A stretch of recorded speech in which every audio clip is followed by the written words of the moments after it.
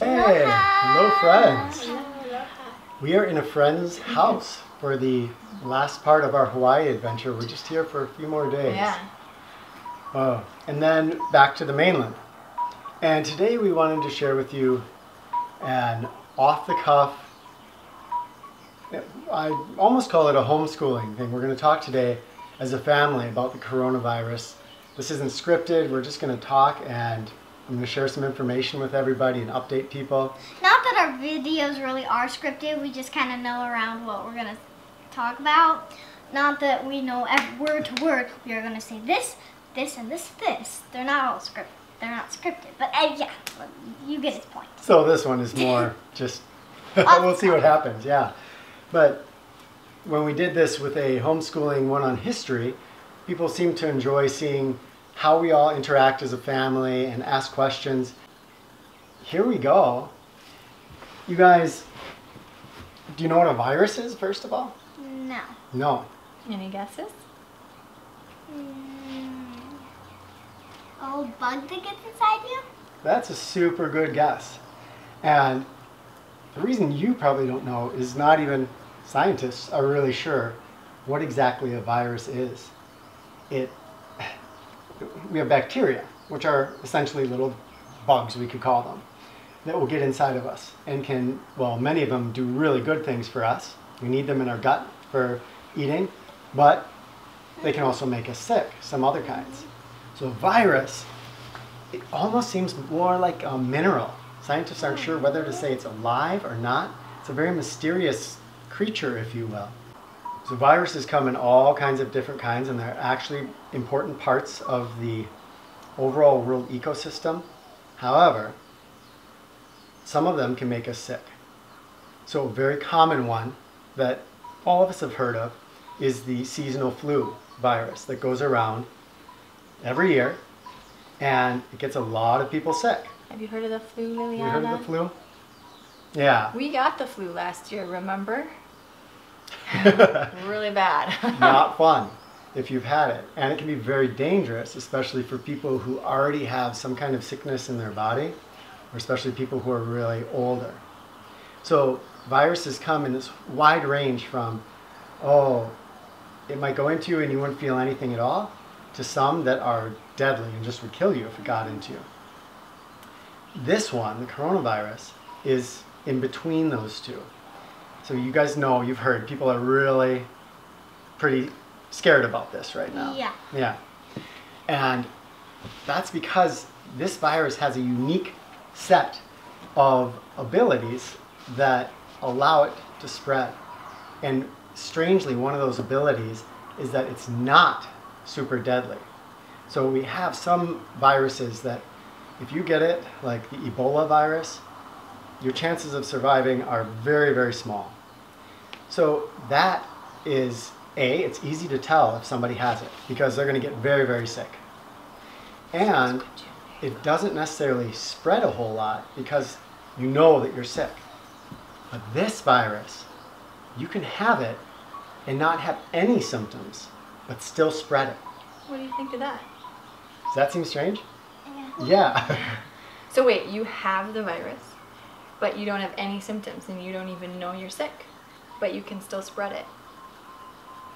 That's what makes it tough, is that you've got, so if I was to get the virus, I could have a range of things from either A, I would not seem sick at all, to on the complete opposite side of the spectrum, I could get extremely sick and even die from it. So that's what makes this one kind of scary, because it can spread more easily than a very deadly virus. Does that make sense? Not to Lily. Not to It Lily. can spread more easily because more people are going to be around somebody who you can't tell that they're sick. Yeah, so with Ebola, I'd get it, I'd be very sick. I would have to go to the hospital. People around me would know I was sick. They would stay away. So not as many people are going to catch it from me, even though it's extremely contagious. But people know to stay back. With this one, people don't know to stay back because I might just be going to school and doing my schoolwork just like usual or going to work. So what does that mean? Do you think that means that we should just stay away from everybody? Not if it's no. I don't know. What do you think would be a good thing to try to do? Like, how would you tell people who have it from people who don't? And Maybe we should know about how viruses spread a little bit before we could answer that question. Sure, good idea. Okay. So this one in particular can spread. It can travel through the air, and if it gets into my mouth or my nose, into a mucous membrane, then it can get into my body. If it lands on my arm, probably not going to have an issue, unless I happen to rub my arm and then rub my nose. Or if your arm's scraped open. Yeah, I'm not sure about blood transmission. Oh, really? Some can transmit by blood, and I'm not sure if anybody knows that yet. This is a very new virus. I see. So it also can spread by, it can sit on surfaces for a while. And it can't sit there for a long, long time, but probably a few days, they think now, it can sit there on the surface. So if I go and I'm in a public restroom and I use a sink that somebody else just used, and I don't wash my hands really well afterwards, so I just use that sink and it has some of the virus on it, and then I rub my nose or do this, then I could get it. There's another thing besides viruses, that's called antibodies. That's the little proteins inside of us. Our body makes these, and they go around and they fight viruses. Don't you think they should be called pro-bodies? Pro-bodies instead of Antibodies. antibodies. Yeah. Yeah, because they're kind of good for us. When you get a particular virus, your body's going to develop antibodies for it. And then in many cases, you will be resistant or immune to that virus in the future. In many or some, not all cases. But right now... Is that what do shots put extra of them in? So when people do the flu shots, they're usually putting something in there that's going to make your body... Strengthen the antibodies? They're actually trying to trick your body to create antibodies. So if I put, for instance, a dead flu virus, even though I don't know if they're alive or not, but anyway, if we put a dead flu virus into you, then your body would, in a perfect world, would create antibodies for that. And then when you got the real live flu, your body would say, oh, we're already prepared for this. I see. But with coronavirus, it's a brand new one. Nobody on the planet there's no vaccines for it, and there's no antibodies for it. Nobody has antibodies for it. So in every person it comes into, it's a great playground for it, because none of us have a defense against it yet, except for our basic immune system. Do you have something you want to say? Scaredness makes more danger. Scaredness makes more danger. Yeah. You brought that up earlier when we were talking about it. We're about to get on an airplane in a few days and travel through not just one airport, but 4 airports, because we have a number of layovers. And we were talking a tiny bit about this. And Liliana said very wisely, scared makes more danger. Cruise ships that we're talking about. Oh, we were talking about cruise ships too, since there's one here right now. Yeah, there's one in port right here. I would not be on a cruise ship right now, but anyway. What do you mean by scared makes more danger? Can I say that now? What do you mean? Yeah, either of you. Go ahead. Do you have an idea first? Though? I'll say after Mirabelle. Okay. Because when someone gets stressed out, it's stressing their body and makes their body weaker, because their body is using more energy to be stressed on something than they can use to fight off the germs. And or if the coronavirus, just to have a strong immune system. If all of that immune is stressing off. Good point. That stress, they get that sickness, it's going to spread to other people if they come closer. So that's a really important point, because fear, first of all, creates that stress response, which we know lowers our immune system. If you're calm, if you're a meditator, you're going to have a more robust immune system. If you're stressed, you're going to have a weaker one. So fear creates a weaker immune system for everybody, which allows it to spread. Even if I'm not scared about the thing that even if I'm not scared about the coronavirus, if I'm scared about, I don't want to get in a car accident, then that's also taking down my immune system. You know, it's not just being scared about what other people are and what the life is, you know. I feel like that's a great point for health in general. People are going to be more able to resist something like the coronavirus if you are healthy, if you get good sleep, if you have a healthy diet, and if you are calm and less stressed. You know. Can I say something about what Liliana said? Which is, I think if I'm interpreting right, when we were talking about the cruise ship, it's not, so that's one side of it, is our physical stress and our response in our immune system. But the other side is other people and the way that people respond to a crisis situation. Do you know what a crisis situation is? A crisis situation is where something extreme is happening that involves a number of people, and it might be something that's dangerous. It might be something that needs to happen quickly, but people can get into a crisis situation, or an emergency would be another name for it. And then what happens? If you're scared, you panic and you don't think clearly, and then what happens? You put yourself in danger because you don't make good decisions. So that's some of that has been happening with this coronavirus this time around, are people not thinking clearly, not necessarily looking at the facts, and doing things that maybe are putting themselves in danger, not thinking about things all the way through because they're scared. Yeah. There's media that's stoking the fear, making it sound really, really scary. That fires a part of our brain called the amygdala. When the amygdala is firing, the rest of our brain basically turns off, and we no longer can think rationally.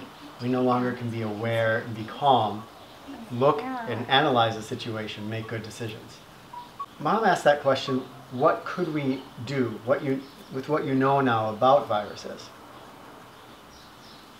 And the coronavirus in particular.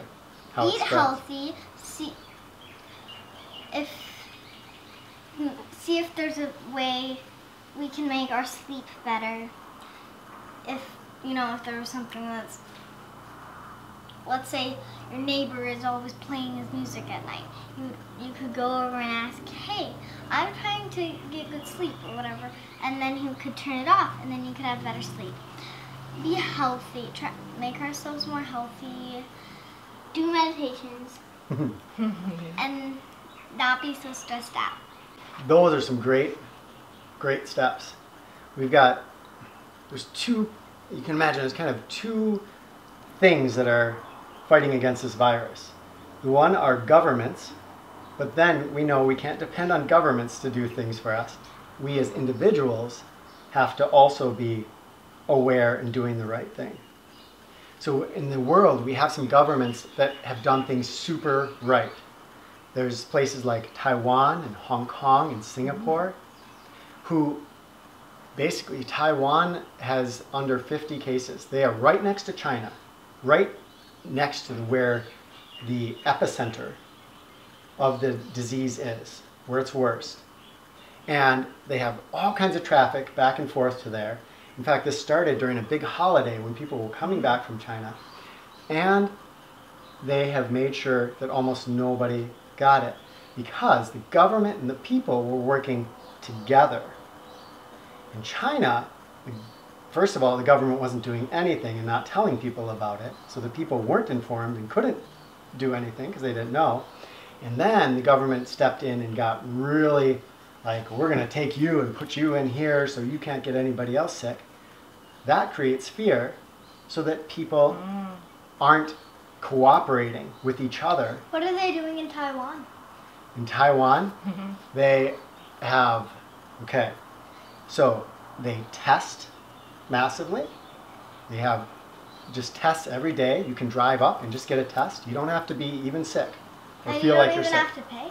No, you absolutely don't have to pay. And that's an important part because there's no fear about going up, oh, how much is this going to cost me? You're going to go up and you're going to get a free test. They're going to test you. If you are sick, then they are going to put you into isolation. What's that? They're going to put you away from any other people. But They're isn't going to that pay. what Hong Kong was doing? China was doing that, but they were doing it very forcibly. So you had stories from there where a woman died because she was taken from her home. She was saying, wait, my heart medication, my heart medication. And they ignored her, and they took her, and they put her in a place, and she ended up dying from her heart condition, because she didn't have a heart So the story medication. goes, we can't Yeah. know everything, but True. So you had things like that where people were scared. In Taiwan, if you were going to be isolated, they're going to make sure that you have good contact with Skype and stuff with your family. They're going to pay for all your food. They're going to pay for your place to stay. It's going to be a pleasant experience. You have nothing to be scared of. And so people are cooperating. I see. That's what happened in those countries. Now, in But Hong Kong is in China. Hong No, Kong is Hong its Kong is own its little own country. Yeah. Oh, what? Oh, Yeah. I didn't know that. I thought Hong Kong was the main town in China. But it's very close to. I see. Yeah. Are they doing the same thing as Taiwan? They're doing a similar thing. We have something similar going on in Singapore. So even in China, where they had it really botched, now the cases are going down. All these viruses, they are going to go up, and then eventually a whole bunch of people have it, and people aren't going to be transmitting it to each other as much, and then it goes back down. The big danger with this is if that's a spike, that curve, then there'll be too many people for the hospitals. So in Wuhan, in this place in China, they had to open 14 emergency hospitals. They had to just make hospitals. And they brought in all kinds of doctors and all kinds of equipment. And they were able to just slow it down. That is, Great. yeah. Now in Italy, things are really bad because they have a spike and they don't have enough health resources. And so the hospitals are completely full. It's really bad. Yeah, that's that spike. So our goal, as these two things hopefully working together, the governments and the people, is that instead of a spike, we get a slow curve, so that there's more time to deal with it. Because a certain percentage of people that get this end up going into a hospital because they get really sick. If there's not hospitals and equipment to deal with it, then things can get really bad. Start going up, more The death rate's going to passing go up. away. here's an Yeah. example too of this kind of in a little. And the population of people getting it will go up because if someone doesn't have it, they're not, Not getting treatment, yeah, not being then they're isolated. gonna have it more, and yeah. So here's a little micro example of that. People are not necessarily paying attention, they're scared, and I might be a 40-year-old woman who has a healthy immune system, but I get scared, and I suddenly go out and I start buying face coverings to keep myself protected, and I start taking the resources, not really realizing that I'm not in that much danger. But who is in danger? Older people or people who are really sick. Now, if I take all those face masks and then there aren't any left for the old people, who do you suppose is going to die? The older people, because And- they don't have But it. I didn't really have much of a chance of getting sick in the first place. Yeah. So from my perspective, it seems that scared makes more danger in this case too. And my Yes. scared is making more danger for other people. So I'm not thinking about other people and cooperating. Thank you. That was awesome. Good. And that brings up the importance of our role, what we can do. So, as kids, I didn't even suggest go out and buy a bunch of things to protect us. people your age, they seem to get the virus, but they don't get sick from it. Just like what we were talking about, asymptomatic. Asymptomatic. And that is really good because it means no children are dying from it. I don't think there's been a single death of a child in the whole world who's under 10 years old, if I'm correct. But that does mean you can carry it to people you Other love. people. Yeah. So healthy adults don't have a whole lot to fear. There's many more dangerous things that we should be afraid of than coronavirus as healthy Like adults. driving a car. Driving a car. But we still can need to be get it and we aware. can spread it. Yeah. Yeah. So it becomes every single person's responsibility to not spread this. And that's what's really, really vital. But that's so hard because how do you know if you have it? That is the tricky part. If you know, you don't know, do you have it because no symptoms are happening? So what we can do, we're going back to the mainland. We know we're going to be going through a whole bunch of airports. And we need to change our behaviors a little bit.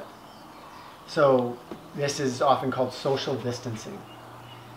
We don't want to be, we love hugging people all the time, right? Giving people lots of love. For a little bit of a time here, we want to start just greeting people from a little bit further away, not going up and hugging people. We want to make sure that if we are in a public restroom, for instance, or any public place and we're touching stuff, it's going to be important that we wash our hands once we're back on the mainland and get those nice and clean before we would be touching our face or anything else or grabbing food and eating it. Well, we always wash our hands when we go to the bathroom. Yeah. And so in this case, we would just make sure perhaps that we've got enough soap and we wash them and dry them really well. Now, it doesn't mean we have to do that forever and the rest of our lives. But if we know we're going to places or we're visiting people that we want to keep healthy, we can try to keep ourselves healthy too. This is really important for us because we know we're going to visit your grandparents and people who are older and their health is not as robust as ours. So we want to be really aware. Yeah, so you can think of all kinds of friends you have that are over 70 years old, right? Think of Dottie and your grandparents. She's older than Donna. Yeah, Murray and Donna. We have a lot of friends who are older than 70. Yeah. Yeah. So because we're going to be going to visit them, we want to make sure that A, if we did feel sick at all, we're going to go in and get tested. But B, in front of that, we want to do everything we can to make sure we don't pick up the virus, so we don't spread it. This is called being proactive instead of reactive. So this is the difference between response and reaction. We've talked about this before, right? So if a lion comes out from around the corner, a reaction is, run for it! And I run, which is probably going to get me eaten. Don't run. A response is to stop, assess the situation, make sure it's a real lion, not somebody dressed up, okay? And then think to what our African friends have said about, our African tracker friends have said about that. Just speak to it in a sing-song voice and find a good exit from that situation. Thinking, being proactive, aware, and conscious rather than reacting. And I think that we can safely say all of us in this family are doing that. We're not scared, we're not reacting. We're trying to stay healthy, doing some meditation, eating good food, getting good sleep. But we do at this point, because it's spreading, want to be proactive, not just ignore it. It's in the United States now. We're going to be going through some places where it is. We want to make sure that we're doing everything we can to make the people around us safe. Yeah, and once you know that, then you can do that during your days, but you don't have to go online and like, oh my gosh, this is horrible, and think about it all the time. That's what some people are doing because they're scared, and that's understandable. We want to think about stuff that we don't necessarily know or that we're scared of, but we don't have to do that. You girls don't have anything to be scared of. All we have to do is be aware and be proactive to make sure that we keep ourselves safe, and especially the other people that we know really safe. Yeah, it's nice to know that we're so healthy and stuff that we don't really need to worry about much, but it's more that we gotta watch out that we don't get it and don't have any symptoms, and then, you know, not that I'm saying I want to have symptoms if I can get it, try and be aware of if we have it with no symptoms or very, very, very light symptoms. I want to do something. You know, that's good of saying that. That reminded me of something. We don't have to worry, but we have to worry for other people. And other people. I appreciate that. Yeah. That's, especially with you or girls. Maybe not worry, but watch out for other people. Yeah. Really think about others. Because if we can all think as humanity together and we can work together, then we can make sure this doesn't create a big problem. Because also, you know, if you get worried about other people, oh no, then you're not going to be able to... And you're getting stressed. You're getting stressed. Yeah, exactly. Yes. So I wouldn't say worry per se, but I'd say watch out for other people. Yes, be considerate and caring. Be careful for others. So our goal as people has to be to encourage the kind of responses that we've seen in some countries where they've easily contained it with very minimal damage. In other places, now our government in the United States is not doing a good job, so we can't depend at all on the government. The people have to do it. And it's very difficult in our country because, for instance, not everybody knows that you can go into a hospital and they have to treat you, or that I believe the testing is now free. So a lot of people are afraid to go into the hospital because if you go into the hospital, it's extremely expensive usually. That's what they believe. What do you mean extremely expensive? Well, there was a guy in Florida that went into the hospital and he wanted to be tested for it and they charged him over $3,000. So now he does not have to pay that actually, but that's what they charged him. That got circulated in the news. People hear that and then they're going to get scared and well, I'm not going to go to the hospital. It comes back to being scared, not being informed, not being aware. But that's not always easy to do because our mind, most human minds have a lot of trouble with ambiguity. Ambiguity, What? ambiguity being uncertainty. So they want to be certain. So they're going to jump onto something that feels certain. Oh, like in the children's book I was reading. Yeah. About why he came up with, because he counted all his fingers and then his feet and came up with 12, but then came the unknown 13, and that's why most hotels and things don't have 13. Oh, 13 pillar superstition. Yeah. Yeah. Well, we should wrap this up here, but I think the important thing is to realize that if we get a government and a people who are working together, we can take away that fear. If we don't have that, government would do if we don't have that as people, we don't have to be fearful. We can be considerate and caring of each other, of ourselves and each other, and do the things we know that will help to keep us all safe and healthy. Or mostly other people. Because, I think we're still helping. Anyway. Yeah, especially you girls. You girls basically cannot, from what we know now, you can't get sick from it, but you can spread it. Mom and I would probably get sick, so we know we have it. But you two could be asymptomatic carriers. So, our message to everybody would be, don't be in fear. Be aware, be conscious, and every single one of us, we've seen these examples of countries that have very effectively just stopped it in its tracks.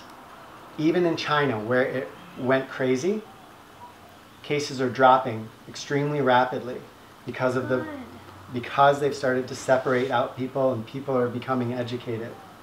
So in Europe, they're already out of control in some places in Europe.